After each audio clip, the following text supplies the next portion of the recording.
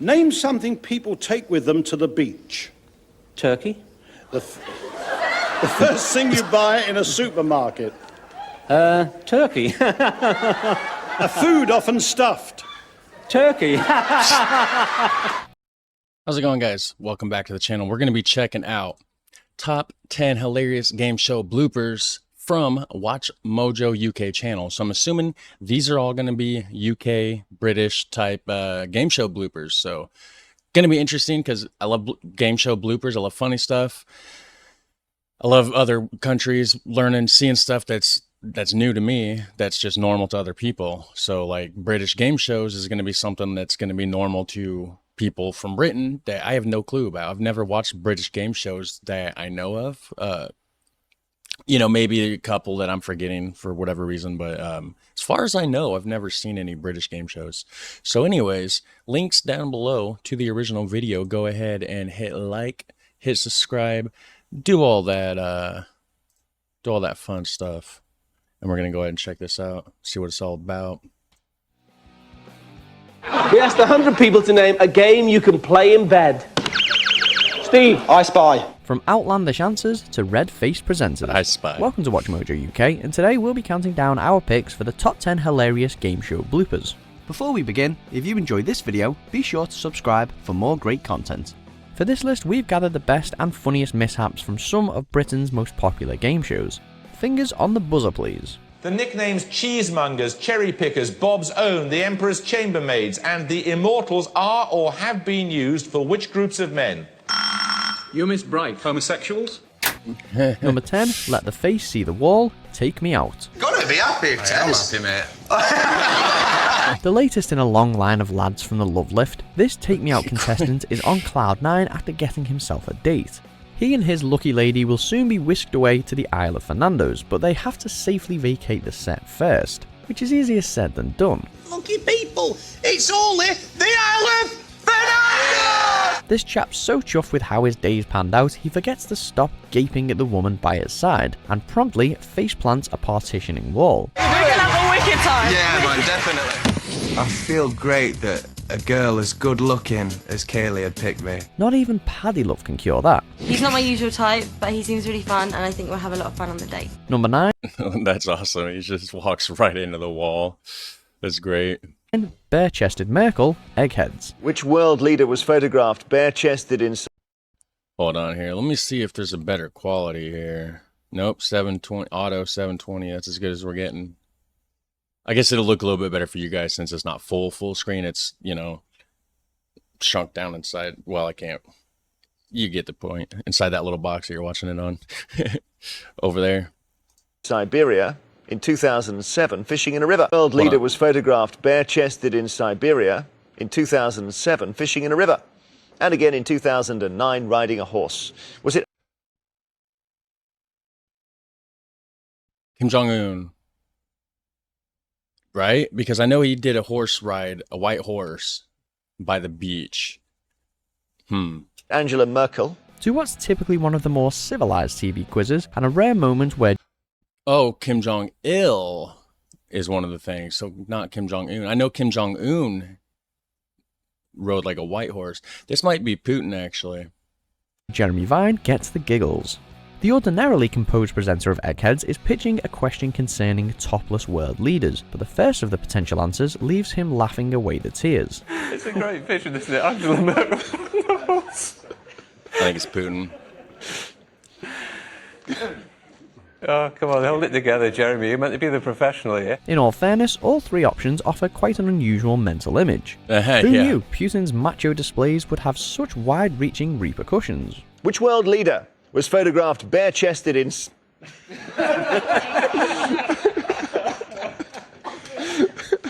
Let's just take a moment here. Let's just take a moment, because I'm actually... That is funny because you do get a mental image of all that. And it's, I don't know who Angela Merkel is, though. I've heard the name, but I can't, you know, there's no image there. But the other two. I'm actually crying with laughter here. Number 8, Super Sperm. It was definitely Putin, right? Was I right? Let me know. Bullseye.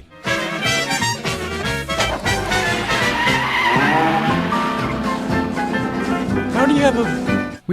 First of all, how do you have a blooper? Oh, I see. That was in. I thought it was a cartoon. I was gonna be like, how do you have a blooper in a cartoon? Like that's, you know, you're creating it, you're editing it, it's a whole process.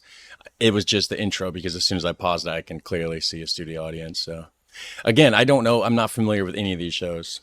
We roll with a retro clip next because you can't be a bitter bully. It's all eyes on the Ocky as Jim Bowen interviews his darting contestants as per usual. From Whitley Bear, Dev? Yes. Civil servant? Yes. Yeah. And then this happens. What's your wife called? You've got a nickname for you? Super Sperm.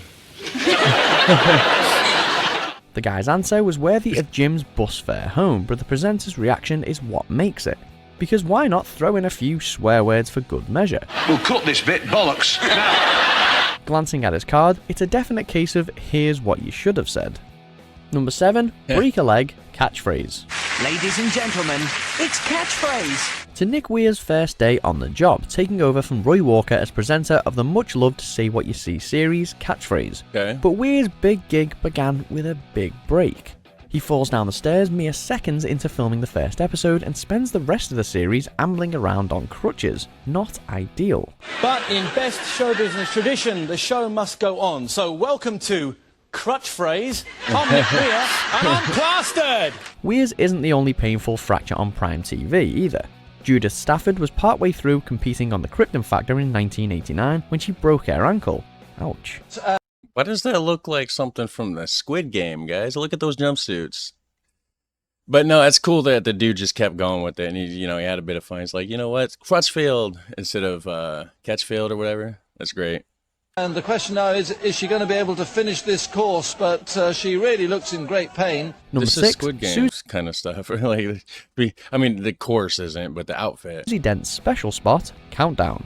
A mecca for game show mishaps, Countdown has given us countless gaffes and unscripted embarrassments. Has it now? Again, I don't know. Countdown, huh? I'm trying to create a mental list of some of these. That way maybe I can revisit some of them in the future and actually watch the episodes maybe on the Patreon, where I can actually do like full TV shows and, stuff like that.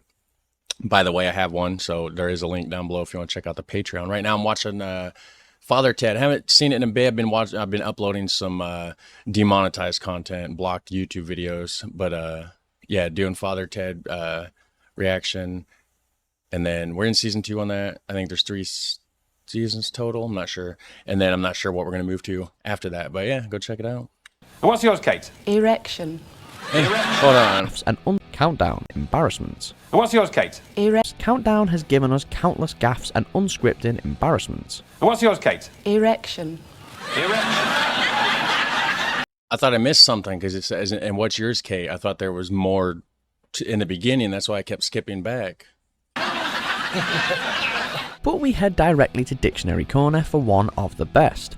Susie Dent is already struggling to compose herself after a certain 6-letter word. And Zate? Areola? Yeah. And Nick Hewer does not let her off lightly. It's just one, presumably, is it? It's just one. Yeah. Yeah, it's just one. No matter how she links to origins of words, the innuendo's inescapable. The whole thing's made even funnier by the host's deadpan delivery. Well, now then, Susie, it is your time. Every day, you have a special spot. Number 5. British humor is great. Turkey, Family Fortunes. We asked 100 people to name a game you could play in the bath. Annette. Scuba diving. Another treasure trove for TV's funniest answers, Family Fortunes requires speed of thought and a logical mind. But sometimes your mind just goes blank. Hello, Bob. It's nice to see you sober. Take this guy, on a high having reached the final round. But then his brain turns to turkey. Bob gives the same answer to his first 3 questions and bizarrely blows his family's chances of winning big money. Name something people take with them to the beach. Turkey. The first thing you buy in a supermarket. Turkey. A food often stuffed. Turkey. It's a comic. I don't get the first one though, like things you take to the beach, but the second 2, it was fitting. Capitulation, best served with veg and gravy. Now, you've got a chance here of making £1,000 in 2 weeks. 2 weeks in Turkey. Number 4, the empty box, Deal or No Deal.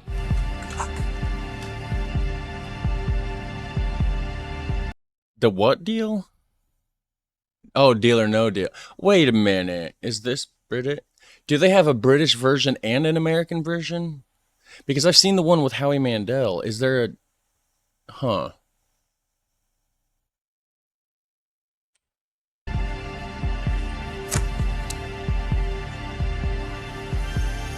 Might be 2 different versions. Welcome to the Dream Factory, where Noel, his players and his pilgrims have 250,000 in their sights.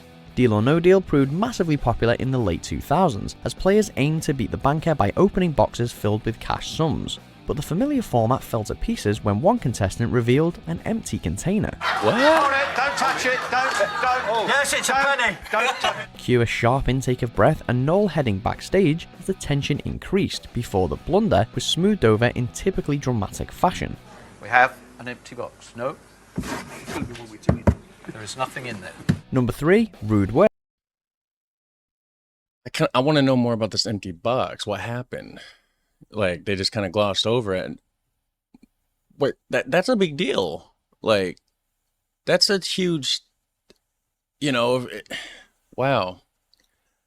Words countdown. Poor old Rachel, she's gagging for a hard one. All she gets is... We've already made an What is awkward that? visit to Dictionary Corner, but it's at the letters board where Countdown truly excels for today's list. Okay, what's yours, Dave? The letters...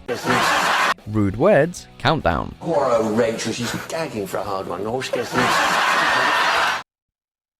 Oh, I know what. I'm not going to repeat it, but... Okay. Excels for today's list. Okay, what's yours, Dave? And Tom? I went for Awaken. How much fun can you really have Awaken. with 9 random letters? Well, a fair bit actually. From toilet humour to sex terms and all out obscenities, it's tough to pick a favourite rude word. But Bumhole takes it for sheer silliness. What have we got in the corner? Anything interesting there? Where should we go? Yes, Janet? I can't say it. Okay, I'll get this over with quickly. Bumhole is there. All courtesy of Susie once again. And they even have Rachel Riley That's awesome. spell it out for us. So it's going to be one of those days, is it? Number 2, Fanny Schmeller, The Chase. It's going to be one of those days. In what sport does Fanny Schmeller compete for Germany? Fanny Schmeller. A. Swimming. B. Show jumping. Or C. Skiing. For the most part, The Chase is prime cut quizzing. But Bradley Walsh does lose his composure now and again. Special mention for the contestant who broke her chair before breaking wind. Well, she's just You all right, love? What are you doing? just destroying the set. But the famous She broke the chair and then farted on it. Fanny Schmeller is today's runner-up. Bradley reads the name, but barely makes it through the next few minutes. Even the governess, Anne Hegarty, gives in eventually. Why is it so funny? I don't understand. We're going to make a rule now. Never to say her name again. Fanny. Because the name Fanny Schmell. Okay, yeah. Yeah, I get it. I'd be straight down the court in the morning if that was my name. He did offer an apology to the former Olympic skier sometime afterwards, but this clip will never likely be forgotten. The correct answer is... Oh, skiing. Fancy not knowing that. Skiing. We should have known that. Number 1, Snake Charmer, catchphrase. Please take a square. On the right. 5 seconds, here we go. Who else but Roy Walker to see us out with this classic clip? The bonus catchphrase is a simple idea. Pick a square, reveal more of the picture. But here we see how that concept can cause chaos. With every square removed, this image gets increasingly risque. Can you solve it? Here we go. First, the hand movements, then Mr. Chips' hat and his overly happy friend. He's got somebody there with him.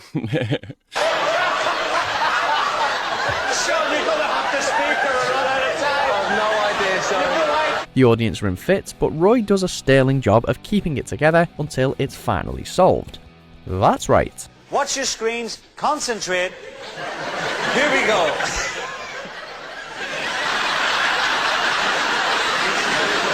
What is that? A cane? Slight trauma.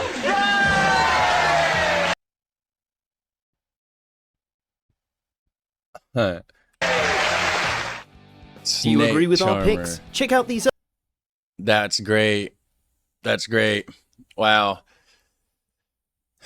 Let me see here. Somebody said in the comments, you actually make the jokes less funny by explaining them. Yeah. Yeah, they should have just let it run. But anyways, yeah, that was good, guys. What was your favorite? Drop that down below. Let me know, you know, what your favorite was. And if there's any other, like, you know, super funny or good, just all around good game shows from other countries, somewhere in Europe, Australia, whatever, right? Maybe that I can check into. That'd be awesome. And you guys have a super fun, awesome day. I'll catch you in the next one. Take care. Bye.